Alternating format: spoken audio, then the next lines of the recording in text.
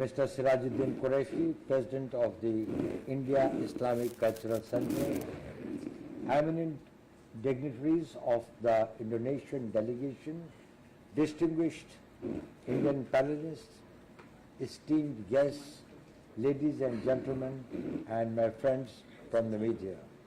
Very good morning to all of you. Salamat pagi. Is it all right?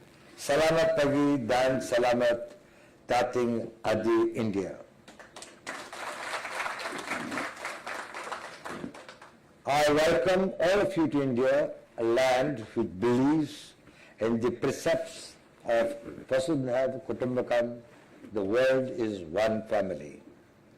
I also welcome all of you to Delhi, a city whose heritage reflects the full range of India's traditions of unity in diversity, religious tolerance, and interfaith harmony. Before I go further, I want to say how saddened we all feel by the loss of precious lives and damage to property from the recent earthquake in Indonesia. Our deepest condolences to the victims and their families. We wish a speedy recovery to the injured. India stands with Indonesia in this hour of grief. Ladies and gentlemen, I fondly recall my visit to Indonesia in March this year and my interaction with His Excellency Minister Mahfud. I was happy when Minister Mahfud accepted my invitation to visit India later this year. Excellency, it is an honor to host you and your delegation in India. We take pride in our relations with Indonesia, which has been elevated to a comprehensive strategic partnership in recent years. Against the backdrop of tectonic shift in the global order, India and Indonesia, given their rich history, diversity, shared traditions, and increasing bilateralism, have the potential to enhance prospects of peace, regional cooperation, and prosperity in Asia. Our economic and defense engagements are also progressing rapidly for the greater good of our shared neighborhood.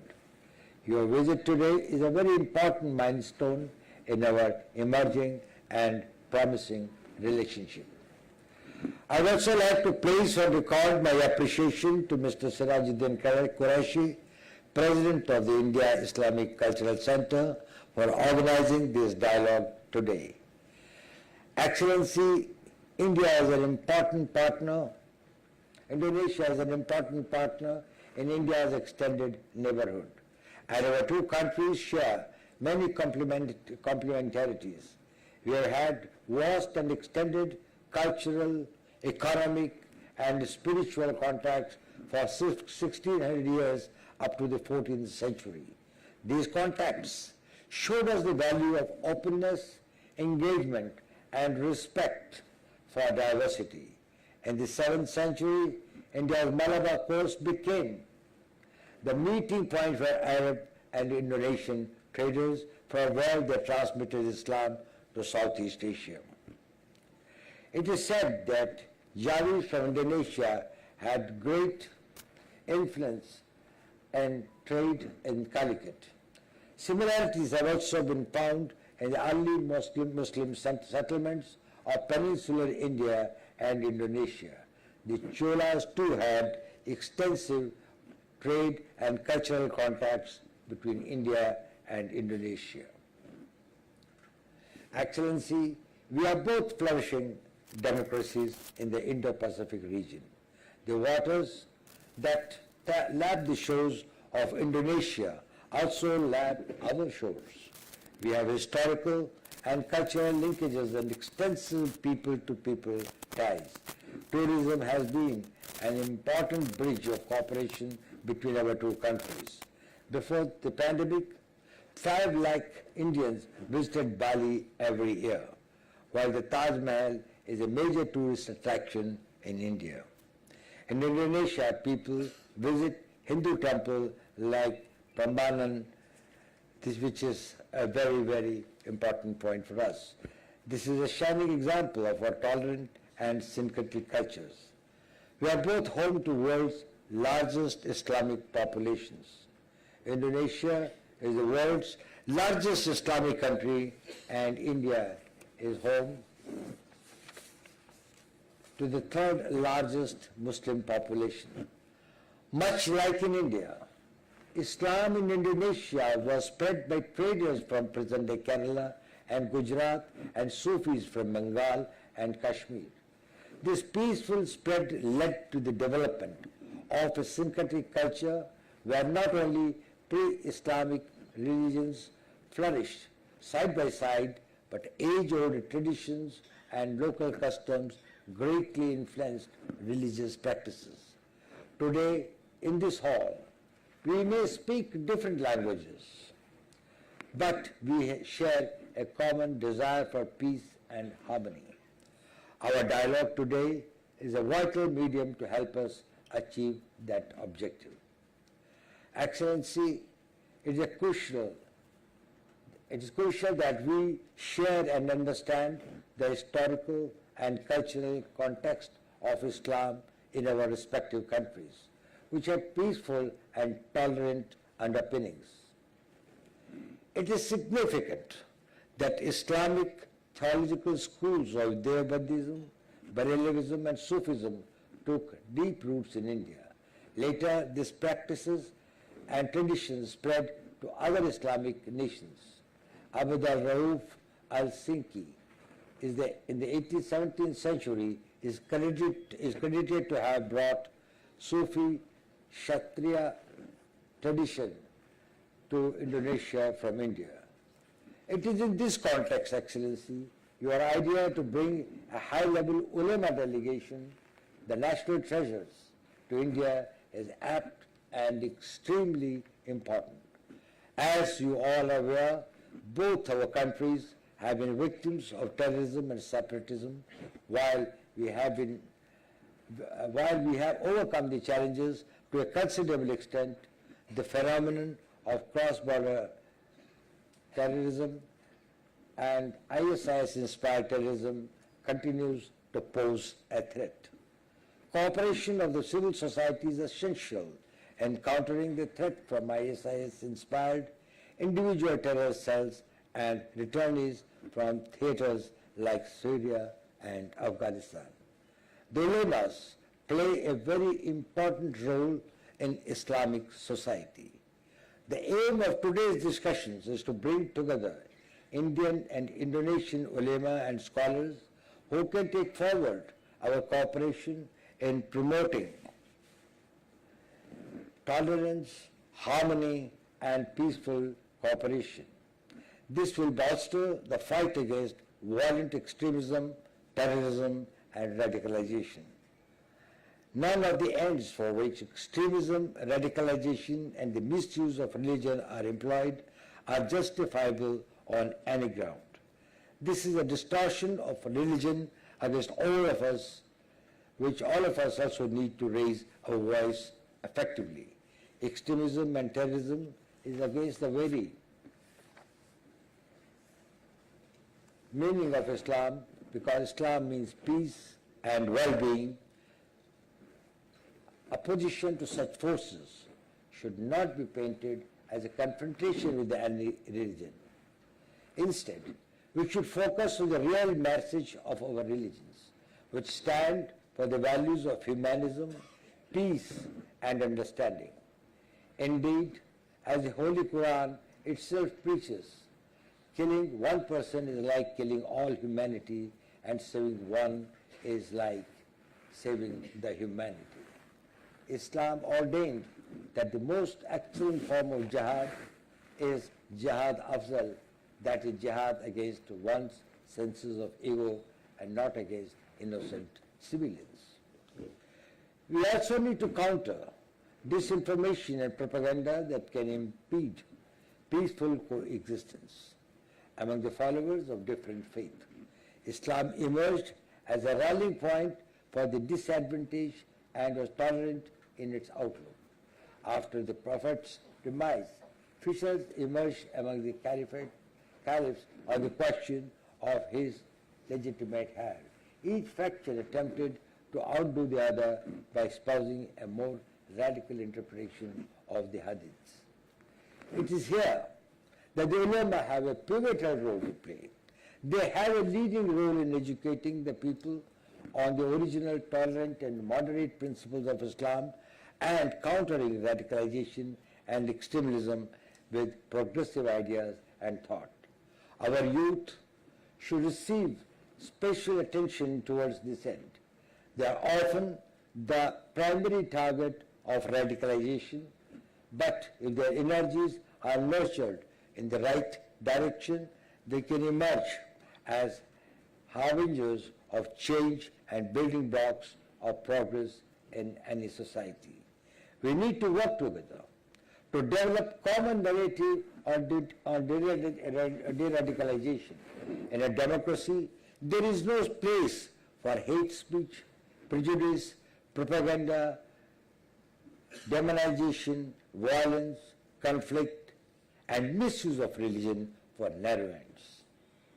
While technology is a blessing for humanity, it is also being misused by anti-social elements to spread hatred and for destructive purposes. The ulama must also be adept in the use of technology and utilize various technological solutions to thwart the evil designs of propaganda and hate. In essence lies the disseminating our positive discourse far and wide, and not merely reacting to the agenda set by inimical forces. State institutions also need to come together in detecting and identifying potential negative influencers and share information to counter their activities. In this, ulama, due to their deep connect with the civil society, can play a very vital role. We meet at a time of tremendous churn in international relations and uncertainty about the future. It is at such times, and countries like India and Indonesia, with their experience of multi-faith harmony and coexistence, can send a joint message to the world to eschew violence and conflict. This will be a powerful symbol of the determination of two large countries. Together, we have 1.7 billion of the world population to preserve and promote the true values espoused by our religions. Together, we should strive to propagate moderate virtues of Islam as a beacon of hope and cooperation for the entire world. Indonesia is a shining example of propagating the concept of interfaith harmony and a home of many faiths and religions like India. This is also reflected in the Bahasa Indonesia word Kerukunam, meaning communal harmony and concord. The title of today's event itself denotes the essence of our intention and discussions. We have a panel of very eminent scholars and professionals from both sides who will enlighten us to aspects relating to continuity and change. In Islam, over the centuries, experience in maintaining interfaith harmony in society and measures that can be adopted to counter radicalization and extremism. I look forward to today's discussions. I am hopeful that it will generate a rich discourse and throw up fresh ideas and suggestions to foster a culture of interfaith peace and social harmony in our two countries. I'll be happy to interact with you later in the evening. I wish you all a very pleasant stay in India. Thank you very much.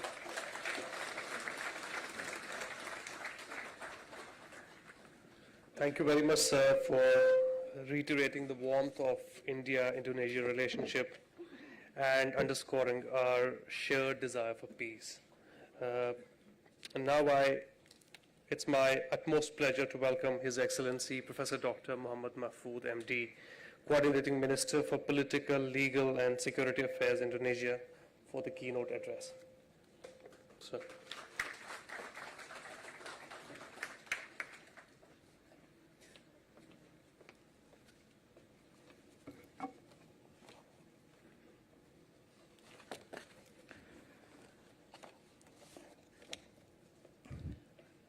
His Excellency, Mr. Ajit Doval, National Security Advisor to the Prime Minister of India, Her Excellency Ina Krishnamurti, Indonesian Ambassador in New Delhi, Mr. Sirajuddin Quraisy, President of the India Islamic Cultural Center, leading ulama from India and Indonesia, ladies and gentlemen, Assalamualaikum warahmatullahi wabarakatuh.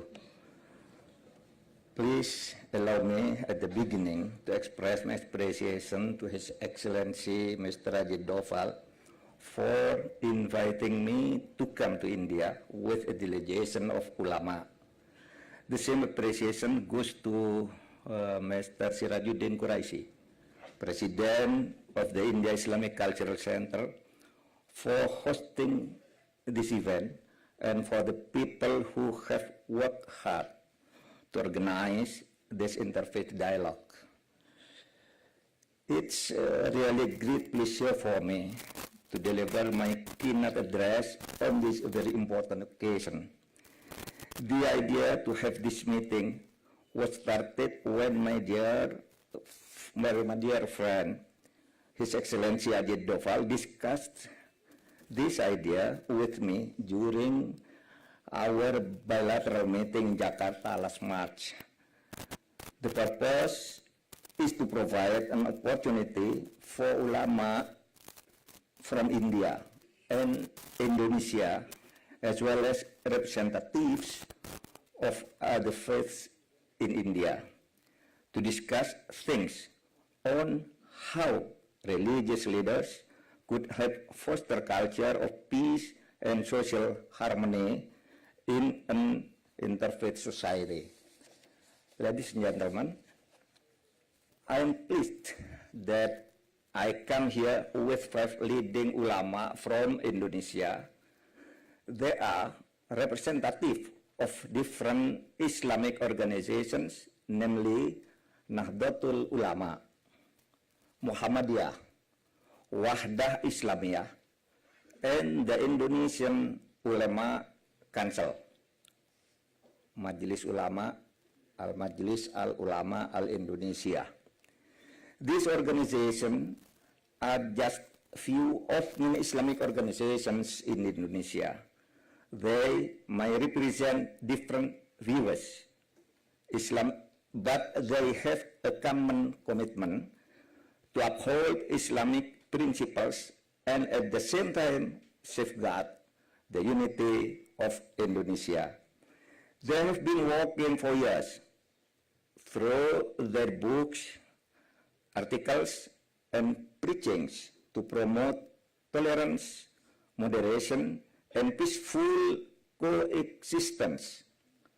I have read their works and personally invited them to come with me to India today. They are Professor Maskuri Abdullah from Nahdlatul Ulama. Stand up, please. Pak. Yeah. Professor Abdul Mukti from Muhammadiyah. Dr. Muhammad Zaitun Rasmin from Wahdah Islamiyah. Dr. Abdul Muqsid Ghazali from Nahdlatul Ulama also, and Dr. Muhammad Khalil Nafis from Indonesian Ulama Council. Not only that, I am also pleased to inform you that in my delegation we have representatives from other faiths in Indonesia. In Indonesia, together with the religious communities the state also manages religious affairs. In the Ministry of Religious Affairs, officials from different faiths are appointed to oversee religious matters. I invited 3 of them to come with me today. They are Professor Inengah Dueja. Stand up, please. Dr. Jene Mari Tulung and Mr. Adiarto Sumarjono, who respectively represent the Hindu, Christian, and Catholic religions. I believe that conversation and discussion like what we are doing right now give us opportunities to learn from each other, to be inspired by best practices in preserving a peaceful and harmonious societies.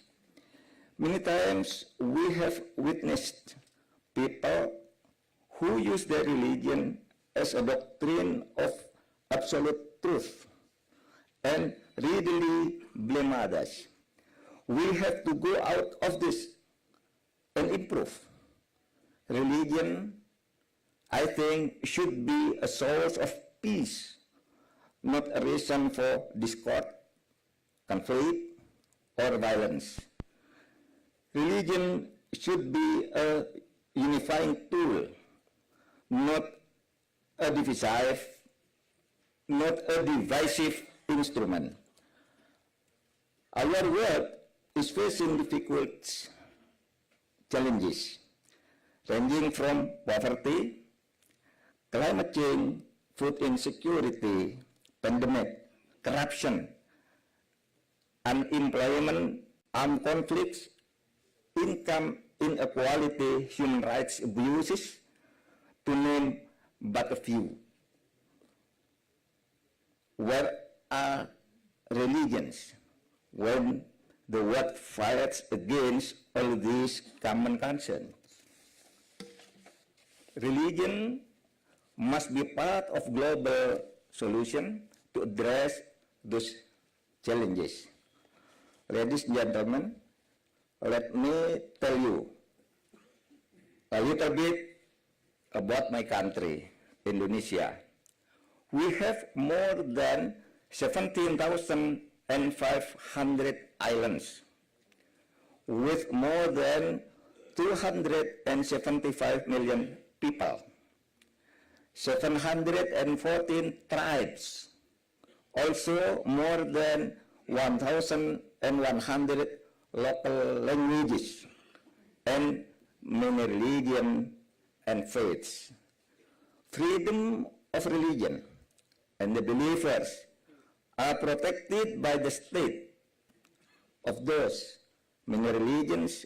6 are mentioned in the national administrative laws.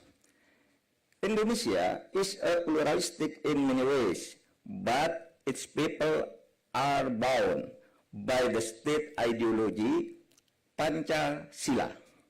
Pancasila is the 5 basic principles of the state of the Republic of Indonesia, namely belief in God, humanity, unity, democracy, and social justice.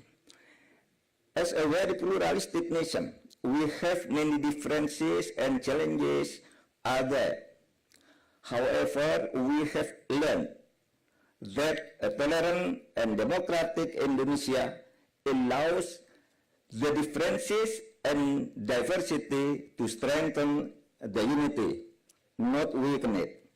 Hence, there is our national motto, Bhinneka Tunggal Ika, which means unity in diversity. Ulama and leaders of other faiths have been playing their role and contributing immensely for fostering a culture of interfaith peace and social harmony in Indonesia. We live in peaceful coexistence that rejects intolerance and discrimination. In fact, the ulama and other religious leaders have been crucial parts of Indonesia's harmonious society since the beginning of Indonesia's history, from the time of the struggle to gain freedom from colonial powers until the current modern times. Now, religious leaders are playing an important role in supporting government policies in development toward a better living condition and prosperity of the people. Ladies and gentlemen, as a nation like other nations, Indonesia faces many social challenges too. There is significant contribution of ulama and other religious leaders in solving social challenges faced by modern society of Indonesia. I would like to quote the words of President Joko Widodo in his speech during G20 Religion Forum, or R20, held in Bali earlier this month. Religious leaders are the main actors who help Indonesia to become one united nation and support the success of various government programs in development. The significant role of religious leaders was also reflected in the success of Indonesia in controlling the COVID-19 pandemic. The religious leaders endorsed the government vaccination program, helped disseminate the correct information, and fought the misunderstanding and misinformation about COVID-19. I have no doubt that dialogue and discussion among ulama and leaders of other faiths, like we are doing today, will foster a culture of interfaith peace by providing avenues for sharing experiences and best practices. Harmonious society without prejudice, intolerance, and discrimination will make our world a better place.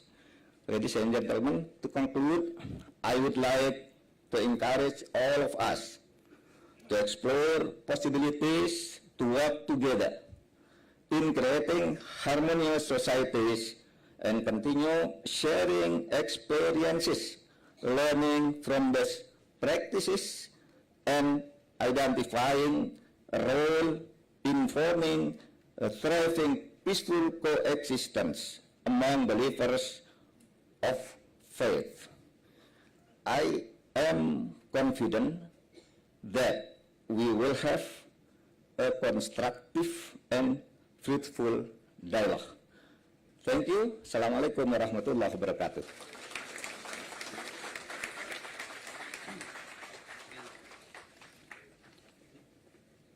Thank you very much, His Excellency, for sharing your vision for global peace and coexistence with us. That brings us to the close of this opening session. The chief guests will depart now, and I request everyone else to be please seated for the next session to begin, which will be here right away. Thank you so much for being patient with us, and thank you so much for listening. The next session is on Islam, continuity and change. It will start here in the same auditorium.